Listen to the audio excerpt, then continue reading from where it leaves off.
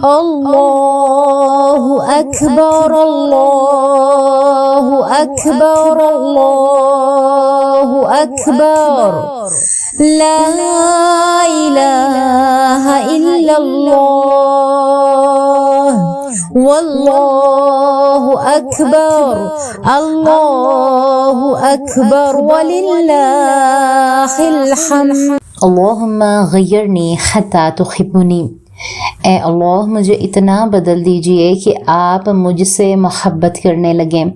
اس خوبصورت سی دعا کے ساتھ ایک اور دعا کہ یا اللہ امت مسلمہ کو اتنا بدل دیجئے کہ آپ اس سے محبت کرنے لگیں۔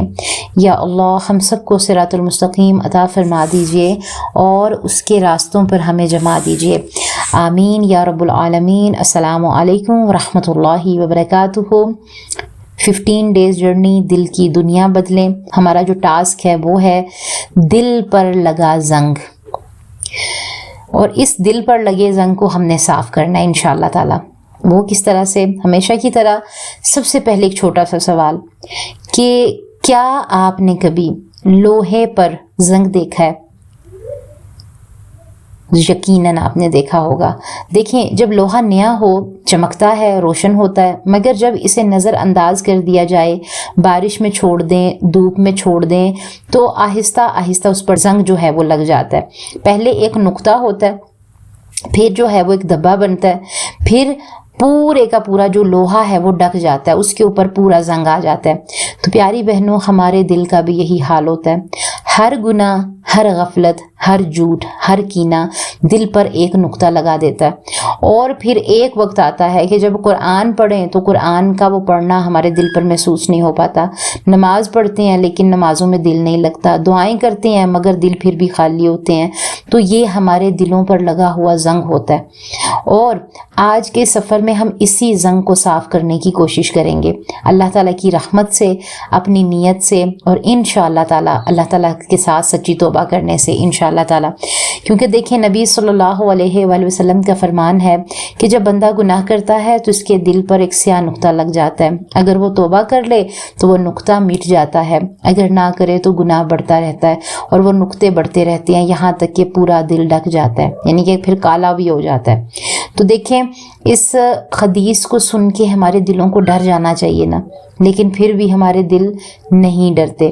یعنی زنگ یہ ایک دن میں نہیں لگتا، یہ آہستہ آہستہ لگتا ہے۔ اگر آپ نے اس پہ ایکسپیریمنٹ کرنا ہو نا تو تھوڑا سا کوئی بھی لوہے کا پیس لے کے آپ باہر اپنے صحن میں رکھتے ہیں، پھر دیکھیں کہ اس کے اوپر زنگ کیسے لگتا ہے۔ 2 سے 3 مہینے کے بعد آپ اس کی حالت دیکھیں گے، اب دنگ رہ جائیں گی کہ آہستہ آہستہ یہ زنگ لگتا ہے، اتنا آہستہ کہ ہمیں پتہ بھی نہیں چلتا۔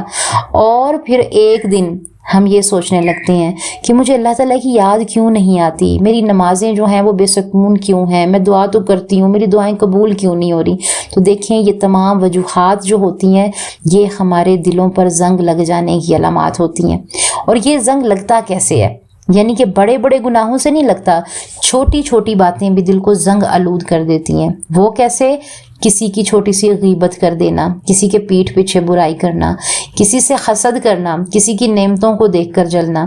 پھر کیا ہے کہ غفلت، کہ اللہ کو بول کر دنیا میں ڈوب جانا، یہ سب سے بڑا زنگ ہے۔ پھر کیا ہے کہ معاف کرنے والا دل نہ ہونا۔ جب ہم کسی کو معاف نہیں کرتے نا تو وہ دل میں کینہ بن جاتا ہے، اور کینہ ہمارے اپنے ہی دل کو کھاتا رہتا ہے۔ اور سب سے بڑی بات کہ بے مقصد زندگی گزارنا، اور اپنا بالکل ہی اگر زندگی کا مقصد ہے اس موبائل کو اور بے تکی چیزوں پر لگانا، گھنٹوں بے فائدہ دیکھتے رہنا چیزیں اور دل کو غفلت میں ڈبو دینا۔ تو دیکھیں ہم دیکھتے ہیں ایک چھوٹی سی وہی بات، اپنی سب سے پہلے ایک ٹرو سٹوری کی طرف آتے ہیں کہ ہماری ایک بہن تھیں، ٹھیک ہے، نام ان کا تھا ام سارہ۔ بچپن میں بہت نیک تھیں، نماز بھی پڑھتی تھیں وقت پر، قرآن کی تلاوت بھی کرتی تھیں، بقول ان کے میں روزے بھی رکھتی تھی، دل میں اللہ تعالیٰ کا خوف اور آنکھوں میں آنسو بھی ہوتے تھے۔ پھر آہستہ آہستہ زندگی بدلنے لگی، ان کی شادی ہوئی، بچے ہوئے تو مصروفیات بڑھنے لگیں۔ پھر کیا ہوا کہ اس مصروفیت میں ان کی نماز چھوٹ جاتی، اگر پڑھتی بھی تو کیا ہوتا، بہت جلدی قرآن نہیں پڑھ پاتی تھیں، اگر پڑھتی تو بغیر سوچے سمجھے پڑھتی تھیں، پھر دعائیں مانگتی تھیں مگر بس عادت کے طور پہ. پھر ساتھ ساتھ جو ہے انہوں نے، ان کی ایک فرینڈ تھی تو اس سے ان کا یہ شکوہ رہا کہ میں نے، کچھ فرینڈس میں ہو جاتی ہیں کچھ نہ کچھ چک چک ہو جاتی ہے، کبھی کبھی دل بھی خراب ہو جاتی ہیں ایک دوسرے سے، لیکن انہوں نے اس کو معاف نہیں کیا. پھر ایک رشتہ دار کی کامیابی پر کہتی ہیں کہ میرا دل ایسے ہونے لگا کہ میں دوسروں کو معاف کم کرنے لگی، اور پھر میں رشتہ داروں کی کامیابیوں پر بھی میرا دل جلنے لگا. میں موبائل لیتی اور گھنٹوں جو ہے اس کے ساتھ وقت گزارنے لگتی. پھر جب دوستوں کی کوئی محفل ہوتی تو میں اس میں بیٹھ کے ارد گرد لوگوں کی غیبتیں کرنا شروع کر دیتی. اسی طرح سال گزرتے گئے اور ایک دن ام سارہ نے محسوس کیا کہ میرا دل تو جو ہے اس کے اوپر بوجھ ہے، پتھر سا ہو گیا ہے کہ رمضان آیا ہے. کیونکہ اچانک رمضان آتا ہے نا تو پھر انسان کے اندر بہت ہلچل مچ جاتی ہے. کہتی ہیں رمضان آیا لیکن رمضان میں وہ لذت محسوس نہیں تھی، آنسو نہیں تھے، قرآن پڑھ رہی تھی لیکن دل نہیں لگ رہا تھا، دل کھلا نہیں میرا. اگر کوئی مر جاتا تھا، کسی کی ڈیتھ ہو جاتی تھی، کسی کی وفات ہو جاتی تھی تو میں اس چیز سے ڈرتی نہیں تھی. اندر ہی اندر میرے جو تھا وہ کچھ ہلچل نہیں مچ رہی تھی، ایسے جیسے میں دنیا کی ہو گئی ہوں. تو وہ گھبرا گئی. ٹھیک ہے، تو انہوں نے سوچا میں کہاں جا رہی ہوں. میں وہ لڑکی تھی جو کہ اللہ تعالیٰ سے ڈرتی تھی. تو یہ ان کے اندر جب انہوں نے تزکیہ کیا، غور و فکر کیا، تو بتاتی ہیں کہ ایک رات جو ہے میں سجدے میں گر گئی. بس ایک جملہ کہ یا اللہ میرا دل وہی دل واپس کر دے جو تیرے ساتھ لگتا تھا. تو دیکھیں کہ یہ ایک ہی بار اللہ سے باتیں کرنے سے نا زندگی نہیں بدلتی. ہر وقت اللہ سے ہم کلام ہونا ضروری ہوتا ہے.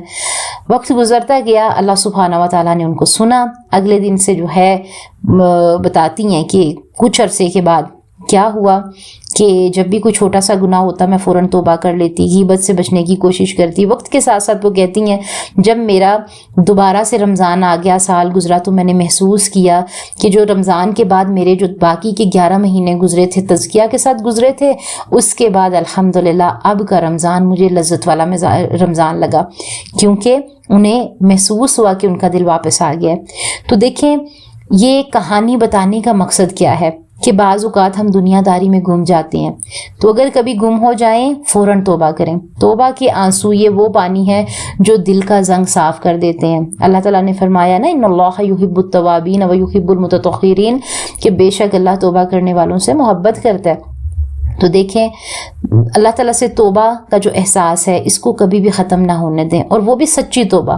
دل سے آپ کو پشیمانی ہو کہ آپ نے کچھ غلط کیا ہے، پھر اللہ تعالیٰ سے استغفار کریں، پھر اللہ تعالیٰ سے معافی مانگیں، ذکر الہی کریں، قرآن سے اپنے تعلق کو مضبوط کریں. تو دیکھیں انشاءاللہ تعالیٰ یہ زنگ اتر جائے گا.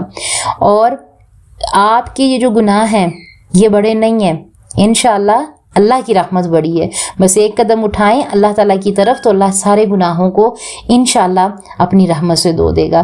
تو آپ چلیں خود سے پہلا سوال، ایک ہی سوال ہمارا ہوتا ہے اس جرنی میں، تو خود سے پہلا سوال وہ کون سا گناہ یا عادت ہے جو میں بار بار کرتی ہوں اور جانتی ہوں کہ یہ میرے دل کو زنگ آلود کر رہا ہے مگر ابھی تک چھوڑ نہیں پا رہی.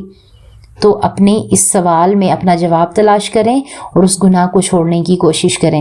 اور آج کا دن بہت اہم ہے کیونکہ آج آپ نے اپنے دل کے زنگ کو پہچانا ہے، اور یہ پہچان ہی آپ کی آدھی صفائی ہے. یاد رکھیں اللہ کی رحمت کا دروازہ ہمیشہ کھلا ہے، چاہے آپ کتنی بار بھی گری ہوں، چاہے کتنا ہی آپ کا دل زنگ آلود ہو. وہ رب ہے جو لوہے کو چمکا سکتا ہے، وہ آپ کے دل کو بھی روشن کر سکتا ہے انشاءاللہ تعالی. اللہ تعالیٰ سے دعا ہے یا اللہ ہمارے دلوں پر جو زنگ لگا ہے، غفلت کا زنگ، گناہ کا زنگ، کینے کا زنگ، حسد کا زنگ، اسے اپنی رحمت کے پانی سے دھو ڈالیں.